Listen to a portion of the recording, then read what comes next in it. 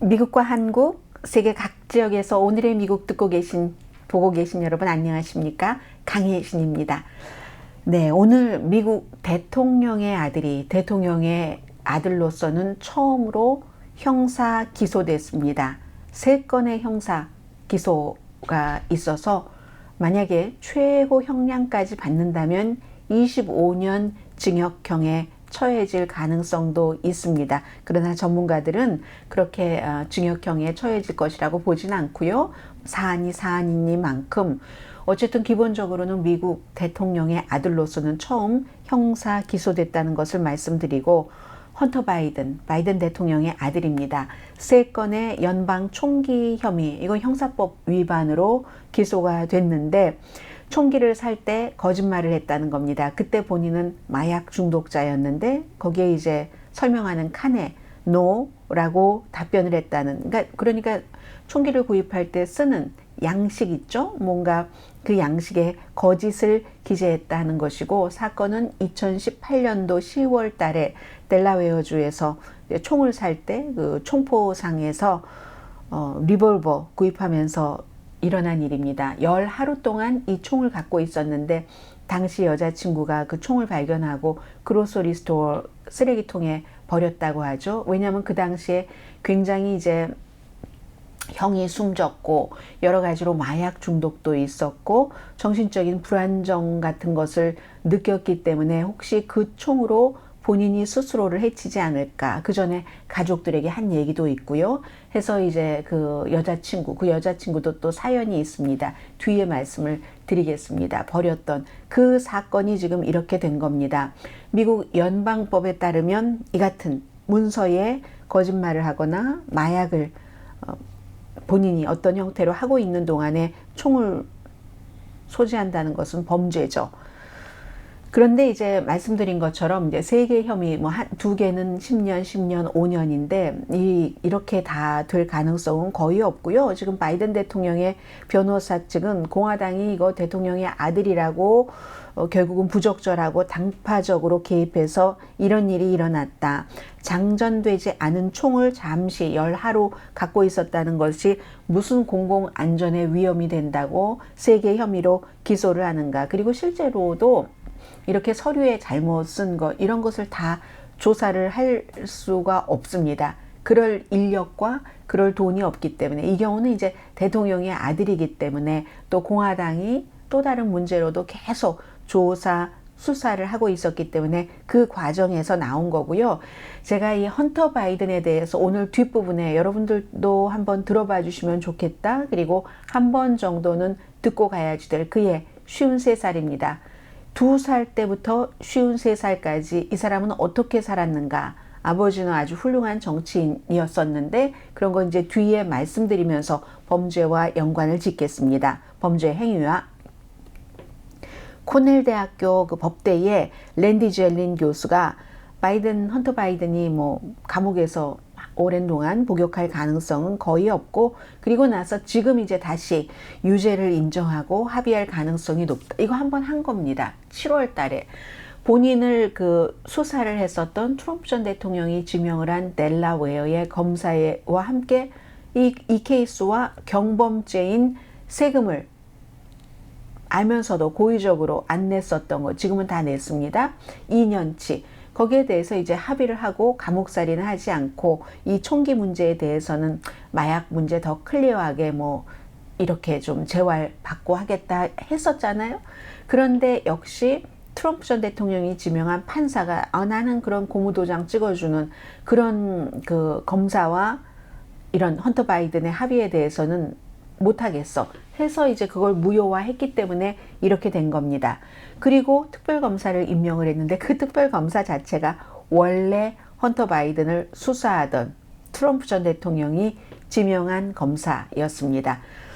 특별검사를 임명하기 전에는 공화당이 막 특별검사 임명하라고 하다가 막상 그 사람을 특별검사로 임명하니까 또 저 사람 안 된다고 하고 그런 일들이 많이 있었지만, 어쨌든 기본적으로는 이 사건으로 인해서 다친 사람이 피해자가 없다는 거죠. 그리고 그 전에 10하루 갖고 있는 동안에 문제를 일으킨 적도 없고, 그 전에도 어떤 법적으로 뭔가 처벌받았다던가 전과 기록은 없는 사람입니다. 그래서 이제 또 민주당 쪽에서는 이게 공화당이 이렇게 해서 이렇게 됐다 등등의 얘기를 하는데, 굉장히 이 사람은 스토리가 많은 겁니다. 아주 스토리가 많아서요. 지금부터 이제 헌터 바이든의 스토리를 조금 전해드릴 텐데, 53살의 헌터 바이든은 지금 80살인 아버지가 재선에 출마하는데 굉장히 어려움을 주고 있습니다. 그 자신이 공직 생활을 했다던가 지금 공직에 출마한다던가 그런 게 아닌데도 트럼프 전 대통령이 지명을 한 데이비드 와이즈라는 그 검사와 합의를 했는데도 불구하고 또 트럼프 전 대통령이 지명을 한 판사에 의해서 그 합의 틀렸어 하고 다시 특별검사가 이렇게 기소를 하게 되는 이 사건까지 왔는데, 이게 또 끝이 아닙니다. 공화당에선 시작이라고 얘기를 하고 있고요. 첫 번째 법정 출석일이 언제인지는 아직까지는 정확하게 날짜가 알려지지는 않았지만 분명히 바이든 대통령에게 큰 부담이 되는 건 맞습니다. 그렇잖아도 바이든 대통령은 본인도 어느 정도 생각하고 있는지 모르지만 나이 문제 때문에 이제는 이 사람 저 사람이 재선에 나가지 말라고 하는데, 아들 문제 때문에 만약에 바이든 대통령으로서 재선에 나가서 다시 대통령으로서 뭔가 본인의 레가시를, 미국을 본인이 원하는 방식으로 이끌어가기를 원한다면 조금 마이너스 되는 것, 조금이 될지 많이가 될지 마이너스가 되는 것은 분명하고요. 지금 세금 문제 있죠. 우크라이나에서 사업한 것 있죠. 중국과 사업한 것 있죠. 등등 개다되고, 그런 문제로 인해서 아버지 조 바이든도 탄핵조사 이제 하원에서 시작을 했기 때문에 이 모든 것에 대해서 백악관에서는 공화당이 그야말로 씌우기 하는 거다라고 얘기를 하지만, 공화당의 제임스 코머 하원 감독위원회 위원장, 이 사람이 이제 바이든 대통령의 그 탄핵까지도 다 관리 감독을 하는데, 헌터 바이든에 대한 아주 작은 시작이다라고 선언을 했습니다. 지금부터는 53살에 글쎄요, 본인에게 행복한 삶을 살았는가 살지 않았는가 물어보면 당연히 인간은 누구나 행복한 시절도 있었고 힘들었던 시절도 있었다라고 답을 할 테고, 일반 사람들이 헌터 바이든의 53년을 보면은 평탄하지는 않았다, 이건 알 수가 있습니다. 그에 지금부터 굉장히 많이 얘기가 될 것이기 때문에 헌터 바이든의 2살 때부터 지금까지를 말씀을 드리면서, 공화당이 또 지금 열심히 들여다보고 있는 범죄 부분, 그게 또 아버지 바이든 대통령과는 어떻게 연관이 되는가를 좀 정리를 해보겠습니다.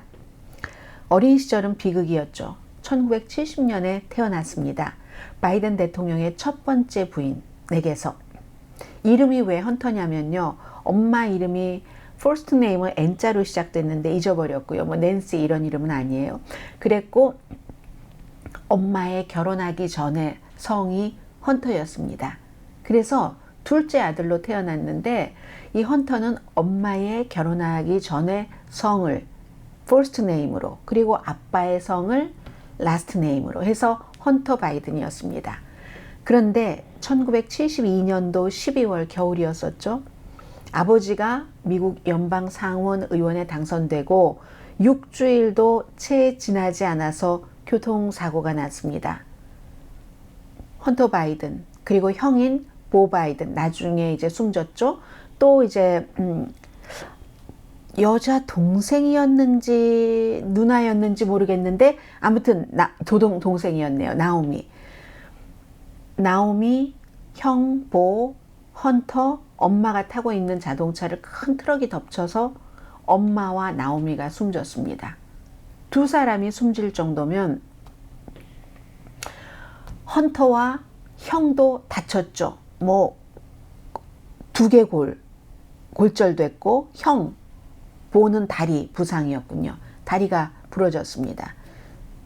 헌터 바이든은 두개골이 골절됐고, 그래서 바이든 연방 상원 의원이 내가 정말 이걸 정치를 해야지 돼 말아야지 돼 고민을 하고 있었는데, 그래도 누군가가 잘 이끌어주는 멘토가 있어서 하기로 결심을 했고, 그의 취임 선서는 병원에서였습니다.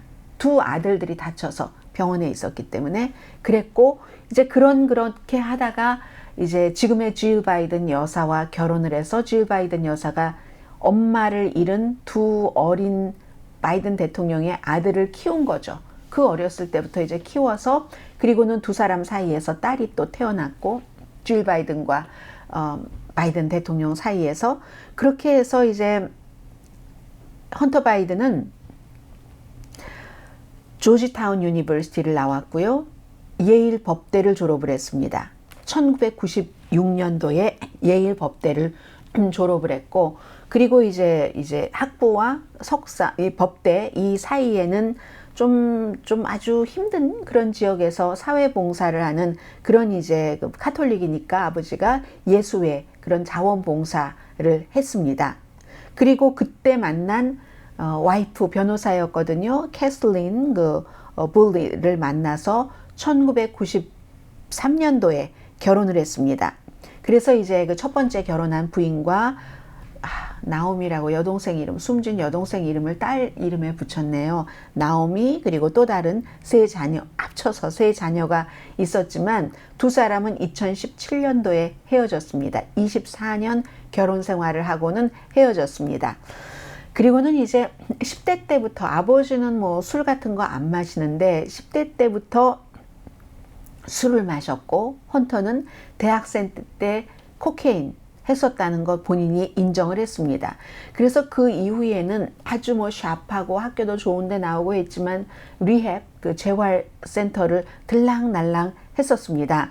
그러다가 이제 2013년도에는 미 해군 예비군에 입대를 했고, 그때 아버지가 얼마나 좋아했는지 모릅니다. 그런데 입대하자마자 얼마 되지 않아서 결국은 그 코케인 몸속에 남아있는 양성 반응을 보여서 이러면 쫓겨나죠. 군대에서 쫓겨났습니다. 그 일로 인해서 너무너무 부끄러웠다, 이런 얘기를 했고요. 그리고는 이제 그게 2013년도였는데 2015년도에 형 보, 델라웨어의 검찰총장 지냈고 했던 이 보가 뇌종양으로 숨졌습니다. 그때는 이제 더 과음을 하게 됐고요.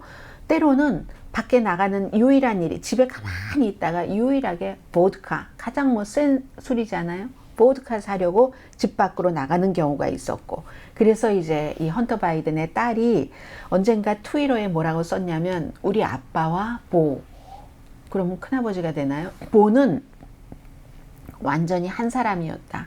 정신적으로, 마음도 영혼도 생각도 한 사람이었는데 한 사람 형이 숨졌다는 거예요. 그리고 형 보와 동생 헌터는 엄마의 그 죽음의 현장에 있었던, 그리고 나서 이제 같이 살아남은 그런 이제 형제잖아요. 그래서 굉장히 힘들었었다라고 얘기를 하고, 그리고는 이제 첫 번째 부인과 나오미의 엄마요. 이혼 수속 끝나기 전에 이미 이혼 수속 뭐 끝나고 하는 게 2017년, 2018년 그렇거든요. 형이 2015년도에 숨졌고, 그때 이미 미망인이 돼버린 형수 할리 바이든과 두 사람의 관계는 연인 관계가 됐습니다. 이 2년 동안 2015년 형이 숨지고 나서 2017년까지 이 두 사람이 딸 나오미가 얘기한 것처럼 완전 한 사람이라고 했잖아요. 그러니까 헌터 바이든이 형은 그냥 깨끗하게 공무원하고 이렇게 해서 더 큰 인물이 되세요. 돈은 우리 집에서 내가 벌게. 아버지도 돈 버는 건 별로 신경 쓰지도 않고 그냥 공직자 생활에 봉급으로 사는 사람이니까 돈은 내가 신경 쓸게, 이렇게 된 겁니다. 그래서 이제 그 형수와 너무너무 그 형을 잃은 그런 그 슬픔, 이렇게 하면서 서로 좋아졌다, 이 얘기예요. 아무튼 본인이 이제 뉴요커와 인터뷰에서 했었던 얘기입니다. 또 여기에 대해서 이 헌터 바이든과 이혼을 한 그 와이프가 지난해인가 ABC의 그 굿모닝 아메리카에 나와서 인터뷰를 하는데, 헌터는 이혼할 때는 항상 누구든지 아무리 좋았던 사이라도 좀 돈 문제 때문에 얽히게 되죠. 헌터 바이든의 그 첫 번째 와이프가 이혼하는 과정에서 헌터가 마약을 한다던가 아니면 스트립 클럽을 간다던가 아니면 뭐 본인과 성관계를 맺은 여성들에게 선물을 사주는 돈은 되면서, 아니 뭔가 이 그 이혼 위자료는 뭐 그렇게 썩 주지 않네? 뭐 이런 얘기를 많이 했었습니다. 그리고 24년 동안 그 결혼 생활이 파탄나는 것, 여기에 대해서 내가 결혼할 때의 헌터 바이든과 이혼할 때의 헌터 바이든은 완전히 다른 사람이다. 그 사람이 그렇게 망가지는 마약 등으로 인해서 그런 걸 보는 것이 너무너무 가슴 아프고 고통이었다. 이런 얘기도 했습니다. 그리고 나서 2018년 형이 숨지고 나서 3년 뒤입니다. 다시 리앱에 들어가고 리앱에서 나오자마자 이때가 오늘 기소된 권총 케이스인 겁니다. 나오고 2달 뒤에 아주 그냥 충동적으로 권총을 샀죠. 헌터 바이든의 권총하니까 뭐 저 사람이 평소에 총기를 많이 갖고 있었던 사람 이렇게 생각하실 수도 있는데 그게 아니라 2018년도 재활센터에서 나왔는데도 안정적인 헌터 바이든이 아니었습니다. 그때 가족들에게 뭐라고 얘기를 했냐면 친구들에게도 얘기를 했고 여러분들 모두 다 누군가가 숨졌어야지 되면 형이 숨지는 게 아니라 잘못된 사람이 숨졌다. 그러니까 내가 죽었어야지 되는데 형이 죽었다. 이렇게 다 생각하고 있죠? 내가 그렇게 생각하는 걸 압니다. 이렇게 얘기를 한 거예요. 왜냐하면 형 보브 하이든은 정말로 어디에 험잡을 데 없이 깨끗한 그런 사람이었으니까. 이 헌터 바이든은 이제 처음에 취직했고 나중에 로비 등록하고 돈 번다고 하고 본인이 많은 것을 사실은 가정에서 돈 문제는 짊어지고 간 그런 부분도 있는데 사람들은 형이 아니라 내가 죽었어야지 되는데 형이 참 아까운 사람 숨졌다 이렇게 생각하고 계신 거 다 알아요. 이런 때 권총을 샀다는 겁니다. 그러니까 그때 그 형의 미망인이 할리가 서로 이제 연인 관계였었잖아요. 그런 불길한 말을 했었기 때문에 이제 딱 자동차에서 총이 발견된 것으로 보고는 그 애인이었고 형의 부인이었던 할리가 야, 이 무기로 권총으로 헌터 바이든이 자해를 할 수 있겠구나. 이 너무너무 두려워서 그걸 그로서리 스토어 쓰레기통에 버려버렸다는 거잖아요. 그때 권총을 살 때 막 괴롭고 마약 이런 게 있었는데 나 그런 거 없어요 하고 체크했다는 것에 대해서 지금 최고 25년 형을 이제 선고받을 수도 있다는 오늘 나온 그런 이제 기소입니다. 아무튼 그렇게 돼서 그리고는 이제 이 두 사람이 같이 오래 지냈느냐? 그렇지는 않습니다. 아버지가 이번에 사실은 바이든 대통령이 3번째 출마를 해서 당선된 거죠. 그 전에 2번은 다 떨어졌었고 3번째 출마를 하고 막 열심히 일하고 한 일주일도 되지 않아서 두 사람은 원만하게 헤어집니다. 그때도 언론에서 엄청 보도를 했었죠. 보도를 했었는데 어쨌든 헤어집니다. 아버지가 이제 출마하고 막 활동하기 시작할 때 2019년이었습니다. 그리고 나서 불과 뭐 몇 주일 뒤에 뭐 영화 감독이죠. 지금의 같이 그 아이도 낳고 한 와이프 한 뭐 엿새인가 로맨스를 아주 진하게 로맨스를 그 관계를 맺고 남아프리카 그 영화 감독입니다. 멜리사 코헨과 결혼을 합니다. 이렇게 해서 형과의 관계는 끝났죠. 그 형과의 관계에 대해서도 가족들이 아버지, 어머니가 또 인정을 했다고 하죠. 그 당시에. 그리고 헤어지는 것도 뭐 아들이 결정을 한 것이고. 그래서 이제 이 두 사람 사이에 아들이 한 명이 있습니다. 2019년도에 어떤 마약 중독 이런 것이 얼마나 힘든가 하는 것을 헌터 바이든이 얘기를 하면서 당신은 그걸 완전히 끊을 수는 없습니다. 완전히 없애버리는 게 아니라 다만 그걸 다루는 방법을 알아내는 거죠. 컨트롤하는 방법에 대해서 얘기를 하는 겁니다. 그리고는 아무튼 2019년도 어떤 일이 있었냐면 얼마 전에 이제 바이든 대통령이 마지못해 내가 7번째 손주가 있다. 딸이에요. 4살. 헌터 바이든의. 아니라고 본인이 막 마약에 취해 있고 워싱턴에 있는 스트릿 클럽 다니고 할 때 어떤 여성과 관계를 맺고 아이를 낳았는데 내 아이 아니라고 하다가 결국은 DNA 검사를 해서 나의 아이다 하면서 아이가 원하는 그림 한 점, 요즘 그림을 그리니까 그리고 이제 매달 그 양육비를 주는 이렇게 이제 법적으로 합의를 받고 아직 이 헌터 바이든 아빠와 딸은 한 번도 만나지 못했다고 하고 언론이 하도 압력을 보내니까 바이든 대통령도 아니 패밀리맨이라면서요. 가장 중요한 게 패밀리에서 시작한다면서요. 그러면서 왜 아들이 낳은 딸아이를 손녀라고 인정하지 않으십니까? 해서 결국은 최근에 불과 몇 주일 되지 않았습니다. 바이든 대통령이 그 손녀라고 인정을 하죠. 만나진 않았어도. 그리고는 이제 이런 인생을 지금까지 살아오고 있는 겁니다. 헌터 바이든이 Beautiful Things라는 책에서 제가 지금 말씀드린 내용의 상당 부분을 다 고백을 했고요. 가장 중요한 고백은 그나마 내가 지금까지 살아있는 것은 가족들의 사랑이 있기 때문이다. 이렇게 얘기를 했습니다. 그리고 언젠가 아버지가 자신을 꼭 껴안더래요. 아들이 마약하고 뭐 이러니까 얼마나 아버지도 힘듭니까? 아들을 꼭 껴안고 내가 너한테 해줄 수 있는 게 이렇게 허그하는 거 말고 내가 너한테 뭐를 해줄 수 있는지 나도 모르겠다. 나도 너무 무섭다. 내가 뭘 해줄까? What should I do? Tell me. 아들에게 아버지가 그랬다는 거예요. 이 아버지는 지금도 아들에 대해서 무한한 그 사랑을 표현을 합니다. 백악관에서 데리고 살잖아요. 그랬다는 거.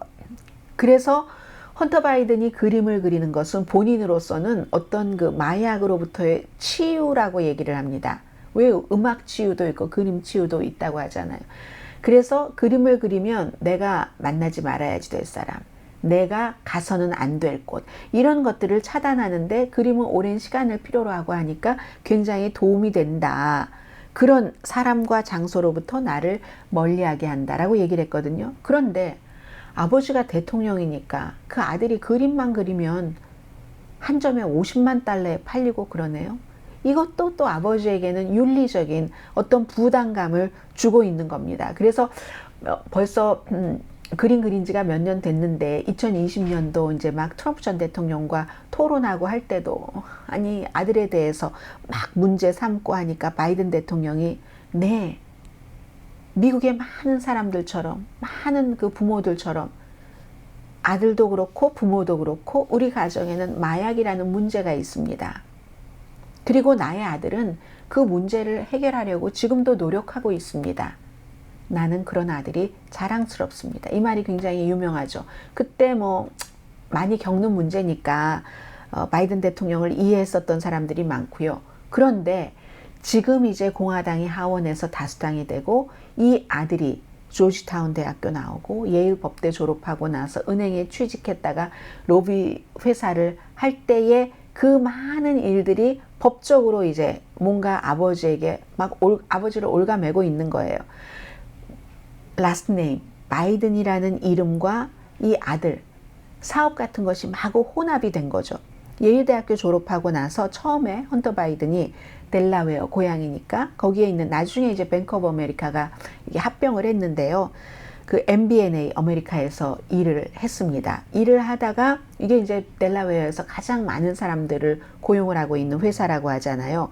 그러다가 그러니까 당연히 바이든 대통령의 그 선거 캠페인을 하면은 기부도 많이 하고 그러지 않겠어요? 큰 회사니까. 그런데 그 회사에서 헌터 바이든이 뭐 학력 같은 건 다 받쳐주죠. 부사장으로 승진을 했습니다. 바이스 프레지던트로. 바이스 프레지던트가 뭐 많겠지만 그리고 나서 조 바이든 대통령 그 당시에 이제 상원에서 그 MBNA 여기에 조금 유리하다고도 할 수 있는 파산 개혁 법안을 추진한 것 맞습니다. 이제 이런 일들이 점점 드러나는 거예요. 그리고 이제 2000년대 초반에 헌터 바이든이 은행에서부터 컨설팅 피를 받는 그런 일을 하면서 본인이 워싱턴에서 로비 사업을 시작을 했습니다. 형 보 바이든, 그 깨끗한 델라웨어 검찰총장이 숨지기 15년 전입니다. 형은 그냥 공무원으로서 하늘을 우러러 한 점 부끄럼도 없이 차곡차곡 쌓아나가 어디까지 그 정치인 아버지처럼 그 이력, 대통령을 꿈꿨었겠죠. 당연히 내가 돈은 내가 벌게 이렇게 된 거예요. 그래서 이제 이 그 폴리티코 그 매거진에 따르면 아버지가 그 상원의원을 하는데 이제 여러 군데를 거치니까 아버지 위원회와 연관이 있는 뭔가가 겹쳐지는 그런 이제 손님들을 대변을 하기 시작한 거예요. 그런데 아버지는 그때도 지금도 아들과 아들이 하는 그 같은 일에 대해서 우리는 말을 한 적이 없다. 지금도 바이든 대통령은 그렇게 말하고 있거든요. 말은 한 적은 없지만 아들은 아버지와 연관이 있는 그런 그 클라이언트를 위해서 일을 한 적은 있습니다. 그건 있는 거예요. 2006년도에 바이든 그 대통령이 상원의원, 이때는 이제 부통령 되기 직전이죠. 상원 외교위원회의 위원장직, 뭐 오래 했으니까 이것도 여러 번 했지만 맡을 예정이었을 때 헌터 바이든과 또 다른 친척이 헤지펀드 그룹을 인수를 합니다. 그리고 나서 2008년도에 바이든 대통령이 부통령 선거에 출마를 하잖아요. 그리고 오바마 대통령과 같이 부통령이 되고 뭐 이럴 때까지, 이를테면 무슨 뭐 이 그 헤지펀드 그룹, 이 헤지펀드라는 데가 다 그렇잖아요. 그래서 뭔가 오점이 많은 뭐 미국 역사상 최대 규모의 그 폰지 사기 중 하나도 운영한 혐의로 유죄 판결도 받았습니다. 그런 텍사스의 어떤 그 파이낸셜 그런 금융가를 포함해서 뭐 여러 사람들과 오점이 있는 사람들과 연결이 됐습니다. 헌터 바이든은 나는 잘못을 저지른 게 없었다라고 했고, 그리고 실제로 한 번도 지금까지 혐의를 받은 적은 없습니다. 그래서 결국은 2010년도 아버지가 부통령을 할 때였죠. 그때 이 펀드를 청산을 하고 투자자들에게 돈을 다 돌려줬습니다. 그리고 이제 지금부터 중요한 게 우크라이나와 중국 케이스입니다. 아버지가 바이스 프레지던트였을 때 헌터 바이든의 이제 해외 사업, 중국과 우크라이나잖아요. 여기에 이제 최근 몇 년 동안 트럼프가 대통령이 되고 나서부터 많이 조사를 했습니다. 이게 바이든과 어떤 연관이 있는가? 아직까지 여기에 대해서 연관의 고리를 찾아내지 못했습니다. 2013년이에요. 형이 숨지기 2년 전에 중국의 사모펀드 회사 BHR의 창립 이사를 했습니다. 처음엔 돈 안 받았어요. 나중에 이제 이 펀드의 지분 그 10%를 소유했는데, 이것도 아버지가 부통령직을 떠나기 전까지는 뭐 돈으로 가졌거나 이러지 않았어요. 2017년까지. 그래서 2013년도에 만든 이 중국, 뭐 여기 이제 중국 투자가들이 들어가 있고 하죠. 그런 그 사모펀드 회사와 2020년까지 연관을 맺었었고요. 그게 바로 그 얘기입니다. 어느 날인가 아버지 그 조 바이든과 같이 아들 헌터 바이든이 아버지 비행기를 타고 중국으로 가서 바로 이 BHR CEO를 만나고 나서 불과 얼마 지나지 않아서 무슨 이 회사가 뭐 상하이에 등록이 됐다, 뭐 이런 얘기들을 하는 겁니다. 나중에 이 아들이 그렇게 얘기를 했잖아요. 뭐 그냥 커피 한잔 한 것 뿐이었는데, 아무튼. 그리고 2017년도 이제 2017년도 아버지가 퇴임을 했잖아요. 부통령직에서. 그 뒤에는 중국의 오일 재벌 예젠민과 같이 미국의 루이지아나에서 천연가스 프로젝트를 진행을 했습니다. 그런데 이 예젠밍이 부패 혐의로 중국 당국에서 구금을 시켰어요. 그리고 나서는 거래가 무산됐습니다. 오일 사업에서 엄청 벌었다는데 이 자체가 무산돼 버렸습니다. 이거는. 그런데 중국은 그렇고 우크라이나입니다.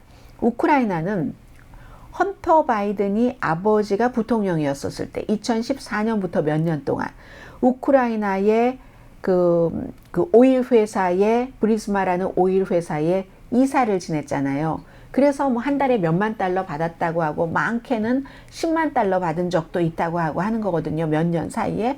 그래서 그 회사의 이사로 합류했는데, 문제는 아버지가 부통령이었을 때 오바마 전 대통령이 우리가 우크라이나를 관리하는 차원에서 우크라이나에 돈도 지원하는데 거기 부정부패가 너무 많으니까 그걸 좀 담당을 해서 척결을 해라 했더니, 이 부통령이 바이든 당시의 부통령이 우크라이나의 검찰총장을 해고를 해야지 된다 해서 결국은 우크라이나 의회에서 해고를 했거든요. 지금 공화당에서는 브리즈마라는 회사를 그 검찰총장이 조사를 했기 때문에 아들의 사업에 방해가 될까봐 그 검사를 해고해야지 된다는 공작을 했다. 바이든 부통령이 지금 이렇게 주장을 하는 겁니다. 그런 주장을 지금 하고 있는 거고, 그러나 이제 같이 동업을 했었던 친구는 아니다. 당시에 그 브리즈마가 이미 이 검찰총장이 부패하기는 그 한 사람이고요. 그 사람을 이미 접수를 했기 때문에 오히려 그 사람을 해고되는 게 브리즈마라는 이 헌터 바이든이 이사로 있는 에너지 회사에는 오히려 뭐 그게 오히려 해가 되면 해가 됐지 득이 된 게 하나도 없다. 그 검찰총장이 해고됐다고 해서 이런 주장을 지금 하고 있는 겁니다. 그게 이제 2016년도에 있었던 그런 일들이고요. 아무튼 이런 일들로 여기에 어떻게 바이든 부통령이 당시에 연관됐는가, 이거 뭐 가족 범죄 집단이야 하면서 며칠 전에 공화당의 하원 의장이 탄핵을 추진하겠다는 거잖아요. 이런 케이스로 중국과 우크라이나 케이스로 지금 탄핵 위기, 아들 때문에 어쨌든 탄핵 위기에 처해진 거고요. 그 밖에도 헌터 바이든이 갖고 있었던 노트북에서 막 정말 온갖 그 사진 같은 것들도 나오고 하는 이런 일들, 이 모든 것들에 대해서 그건 퍼스널한 것이고 이건 완전히 그 비방 캠페인이다라고 얘기를 하고 있지만 계속 이런 뉴스가 나오면 나올수록 바이든 대통령에게 득이 될 수는 없죠. 아무래도 헌터 바이든이 그 노트북에도 중국과 우크라이나에서 돈을 벌었다, 그런 당연히 돈을 벌었고요. 돈을 벌었다 하는 증거가 나오고 마약에 관한 증거, 그리고 막 좀 아주 야한 사진 같은 것도 나오고 하니까 하나도 플러스가 되는 것은 없는 겁니다. 그렇기 때문에 바이든 대통령이 재선 캠페인을 하면서 아들의 법적인 문제, 총기 문제 일단 그렇게 됐죠. 또 세금 문제 있죠. 뭐 우크라이나 로비스트로 등록을 안 하고 왜 로비스트를 했느냐 등등등등 사업적인 이해관계 너무너무 많아서 완전히 타블로이드판 수준의 일들이 이 헌터 바이든 주변에서 많이 일어나는 거잖아요. 이게 바이든 대통령에게는 결코 달가올 수 없다. 이 총기 문제의 경우는 그런 정도로 정말 체포되고 기소되고 감옥살이를 하는 사람이 거의 없다 할지라도 이건 대통령의 아들이 치르는 뭐 어떤 그 비애라고 할까요? 그런 점, 뭐 잘했다는 건 아니지만 그런 점이 있을 수 있고, 아버지는 아들로 인해서 날이 가면 갈수록 이렇게 힘들어지고 있습니다. 오늘 제가 정규 방송이 아니기 때문에 제법 길게 헌터 바이든이라는 뭐 좀 비운의 사나이라고 볼 수도 있고요. 그 스타트부터 2살 때부터 전해드렸습니다. 내일 오늘의 미국 정규 방송 시간에 뵙겠습니다. 강혜신이었습니다.